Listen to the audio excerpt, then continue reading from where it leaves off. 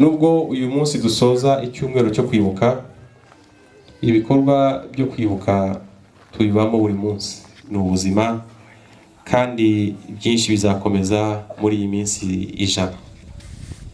Turasaba rero kurushaho gufatanya kurwanya ingengabitekerezo ya jenoside ikigaragara mu bikorwa byibasira abacitse ku icumu n'imitungo yabo. Turasabwa kwegera abarokotse bamwe bagifite intege nke, kuko muri iki gihe icyo bakeneye kurusha ibindi ni uguhumurizwa.